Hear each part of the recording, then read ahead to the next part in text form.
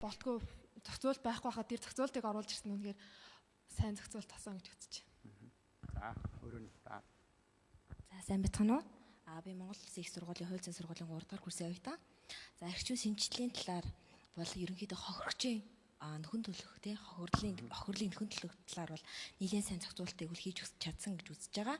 Яагаад гэх юм бол одоо төрөөс хэрвээ хохирлыг нөхөн барагдуулж чадахгүй байх юм бол төрөөс эхлээд үйдсэн хохирлыг нөхөн төлүүлдэг. Тэгэхэд урд нь болохоор хохирогч хохирлаа гэхэд хохирлыг нь яг хэн барагдуулах нь тий нөгөө нэрээ барагдуулж чадахгүй байх юм бол тэр хүн хохироод үлддэг. Яг тийм механизмарууд явж исэн. Тэгээд мөн шинжлэгдсэн хуулиудаар сэтгэл санааны одоо гим хорын талаар бол нэлээд зохицуултуудыг бол бас шинжилгээ хийж өгч чадсан. Энэ нь болохоор бас хуулиудад маань нэлээд том шинжилгээг авчирч чадж байгаа болов уу гэж үзэж байгаа. Тэгээд энэхүү одоо шинжилэл маань цогц бодлогоор буюу хид хідэн үе шаттайгаар явж байгаа нэлээд том алхмын буюу эхний алхмыг тавьж өгч чадсан ийм томоохон шинжилэл болсон гэж үзэж байгаа. За өөрөө нь за тийм. Өшбөнө шилжүүл. За сайн байцгаана уу. Хууль зүйн сургуулийн 2 дугаар курсын оюутан. Юуны өмнө нэг хэд хэдэн зүйлийг тодруулах шаардлагатай болов гэж бодож байна.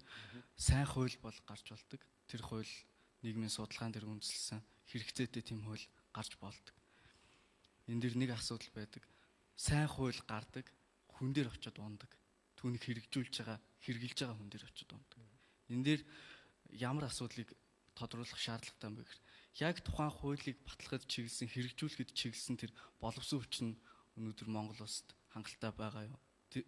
Тэр хуулийг сурталчлах ажил, хуулийг хэрэглэх, тэр боловсон хүчнийг бэлдэх ажил хэр шатандаа явж байгаа вэ? Эрх зүйн шинтгэл, хуулийн шинтгэл ер нь тавьсан зорилгынхоо хэдэн хувьд хүрсэн бэ гэж энэ зүйлийг бас тодруулахыг хүсэж байна. Бас нэг эрүүгийн процессын хуулийн хүрээнд яригдж байгаа хувьд зөвхөн хохирогчийн эрхийг хамгаалахыг ярилдаггүй. Гэмт хэрэг гэдэг зүйл бол хохирогч буюу одоо ялтан хэрэгтэн гэдэг зүйл яригдж байгаа. Тэгэхээр хэрэгтнийг олон сар жилийн турш мөрдөн шалгадаг, залхаадаг. Энэ үр дүнгээс болж тухайн хэрэгтэнд ямар нэгэн байдлаар хилмигдүүлэх ч гэдэм үү, процессын хувьд ямар нэгэн асуудал гардаг. Энэ дээр эрүүгийн процессын хувьд гэмт хэрэг үйлцэн этгээд чиглэсэн ямар зохицуулт орсон бэ гэдэг зүйлийг асууж. Тэгээд бас нэг зүйл ярьж байгаа гэхээр эрүүгийн эрх зүйн шинтгэл, шүүхийн шинтгэл гэдэг зүйл хийгснээрээ үр дүнтэй гэж үзэж байгаа. Зөвхөн онлын хүрээнд гадаад улсад ийм байдаг, түр ийм үүрэгтэй оролцох ёстой гэдэг зүйлийг ярьдаг байсан бол өнөөдөр амьдрал дээр энэ зүйл маань хэрэгч хүндэтэй болсон гэж хөндлөнгийн зүгээс бол үзэж байгаа. За алууныхнаас сая оюутнуудын бас үндсэн асуудалтай холбоотойгоор үнэхээр тайлбарлах чухал хоёр асуудал. Ер нь бол аливаа маргаанд хоёр тал байдаг. Аливаа маргаанд. Тэгээд зөвхөн нэг тал дээр нь ач холбогдлогоо нэг талыг нь хамгаалах тогтцоо хийх тусам нөгөө тал нь хууль бус аргаар өөрийгөө хамгаалах гэж оролдож эхэлдэг. Эсвэл энэ хуулийн тогтолцооны нөгөө талд ялгарлаг гэж үлддэг. Тийм учраас нэг талд хохирогч байхаасаа нөгөө талд энэ хүнийг хохироосон гэж буруутгаж байгаа хүн өөрөө үнэхээр энэ үйлдэлийг хийсэн үгүй юу гэдгийг чинь бас бодиттой шударгаар нотлох хэрэгтэй шүү дээ. Манад бол одоо энэ эрүүгийн процессын хуулиудыг шинжлэхтэй холбоотой ямар асуудал үүссэн бэ гэхээр бид бол хуучин Вишинский гэж ярьдаг. Гэмт хэрэг хийсүнийг хүнээр өөрөөр нь гэмт хэрэг нотлох гэж оролддог. Ингэж нотлохын тулд яадаг вэ гэхээр энэ хүнийг хамгийн түрүүнд юмны түрүүнд барьж хорж жагаад цагдаж хорж жагаад айлгал сүрдүүлж жагаад үннийг хэлүүлнэ гэдэг л ийм баримтлал байсан. Гэтэл нэг нөгөө хэлэхэд эрхчлөөгөө хязгаарлуулаад баригдаж хоригдоод айдас авцсан хүн энэ айдасаа айж худлаа юмыг хүлээн зөвшөөрсөн үү эсвэл үннээсээ гэмт хэрэгээ ярьсан уу гэдгийг бид ялгаж чадахгүй. Ийм алдаатай байдалд хүрэхгүй тулд юу хэрэгтэй вэ гэхээр илүү ухаалаг соёлд хүний эрхийг одоо хөндөхгүй арга хэрэгслээр биднээс энэ гэмт хэргийг нотлох хэрэгтэй болж эхэлж байна. Гэмт хэрэг шалган илрүүлж тогтоох хэрэгтэй болж эхэлж байна. Тэгэхээр бид бол энэ байцаалтын буюу Вишинскийн аргасаас халаад орчин үеийн байцаалтай биш ээ үйл ажиллагаагаар нотлдог. Процесс дотор нь асуудлыг нотлдог. Нотлох баримтууд нь илүү цаасан дээрээ биш те. Өөр орчин үеийн шинжилгээ ухааны олдууд, технологиудыг тэр аргуудыг хэрэглэдэг болж хорих хэрэгтэй болж эхэлж байна л. Тийм учраас энэ процессын хуулийн нотлох онолын аргачлал нь бол өөрчлөгдсөн. Дээр нь энэ гэмт хэргийг илрүүлж одоо шүүх хүртэл явуулах гэж байгаа энэ процесс наривчлан хуульчлагдаж эхэлсэн. Дээр нь зөвхөн энэ процессын хууль биш. Төлбөрийн чадваргүйгээс болоод гэмт хэрэгт буруутгаж байгаа боловч өөрөө мөнгөгүйгээс болоод шудраг усны жинлүүрийн өмнө өөрөө очиж чадахгүй байх тохиолдол байдаг. хууль зүйн тусалцаа авч чадахгүй байх тохиолдол байдаг. Монгол улс дэлхийд бараг тэргуун туршлагаар үнэлэгдэх хэмжээний төлбөрийн чадваргүй ялдагдагч хууль зүйн тусалцаа үзүүлэх тусгай тийм төрийн чиг үүрэг бүхий байгууллагыг байгуулсан. Улсын өмгөөлөгчдийг бий болгож өгсөн.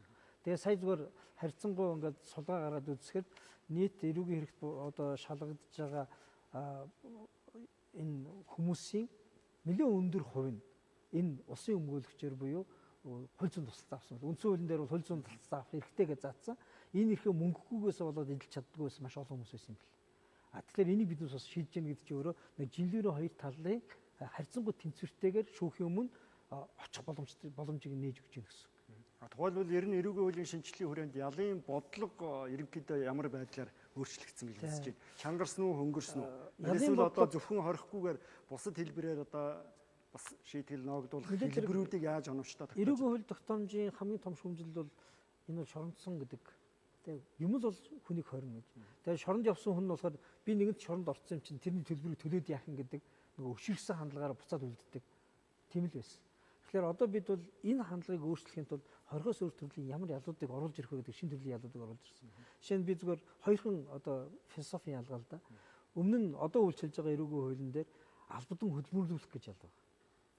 Шинэ эрүүгийн хуулийн дээр нийт тустай ажил хийх гэж ялгаа нь. Албадан хөдөлмөрлүүлэх гэхээр хүчээр тэр хүний хөдөлмөрлүүлэхдээ хэн нэгэн даргын байшин бариулж болж байгаа байхгүй.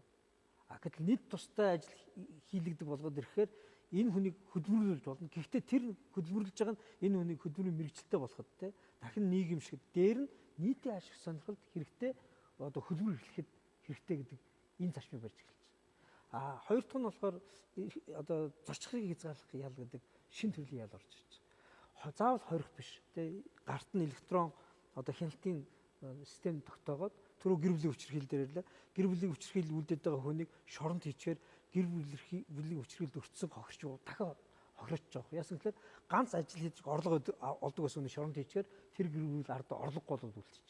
Эдийн засгийн хувьд хохироо үлдчихэж шүү дээ. Тэрний оронд гав зүгээд та бол ажлаа хийн цалингаа аван гэхдээ цалины цалин гэр бүл рүүгээ явах очино. Танд энэ гав зүүцэн та энэ хүчирхийлэл үлдээд байгаа тэр хэсэгтээ ойртож болохгүй. Ойртох юм бол тохиол ажил нь тэгээд нөгөө шүүхээс тогтоосон дэг журам зөрчсөн учраас таны энэ эрхчлөөтэй байхыг чи өөр зүйлээр биднээс бас шийдэж болно шүү гэхээр хүн бодно шүү дээ. Тэгээд гэртээ очиж хүчирхийл хийгээд байх уу эсвэл ажиллаа хийгээд хүүхдүүдтэй хоолны мөнгө өгөхөд бас гэрээсээ нэг тодорхой хугацаанд хол байгаад тэгэхээр энэ хугацаанд дахиад зөвхөн энэ арга хэрэгслийг хэрэглэхгүй. Нөгөө сургалтанд хамруулна. Ихэнх тохиолдолд гэр бүлийн хүчирхийл одоо үлдэж байгаа хүмүүс чинь уураа барьж чаддгүйгээсээ болоод бага насны хүүхдтэй харилцах дадал те зөв эзэмшээгүйгээсээ болоод гэх мэтлээ тэр хүн өөрөө мөн чанараар тийм биш байхгүй юу? Заримдаа өөрт нь хинч зааж өгөөгүй зүйлээс болоод хүчрхийлэгч болж хувираад байгаа учраас тэр хүнийг албатан сургалтанд суулгаж байна. Нөгөө талд нь хохирсон хүний хүнд нь түрүү бас нэг оюутан хэллээ шүү дээ. Сэтгэл санааны энэ дарамт нь зүгээр физиологийн биеийн дарамтаас гадна сэтгэл санааныхаа дарамтаас болоод цочирдаг, айдсаасаа болоод хий юм хардаг хүүхдүүдтэй өөрөө бас дахиад одоо хүүхдийг эрсдэлтэй байдал оруулах гэдэг байгаа бол тэр хүүний сэтгэл зүйн эмчилгээ үзүүлэх, нийгмийн хамгааллын үйлчилгээ үзүүлэх гэдэг энэ үйлчилгээнүүдийг нэг цэг дээр авч шаардлууд бий болж эхэлж байгаа. Энэ бүгд ингээд цогцоор нь хийгээд эхлэхээр яг аргагүй дахад нөгөө оюутны саяны асуусан боловсон хүчин. Тэ?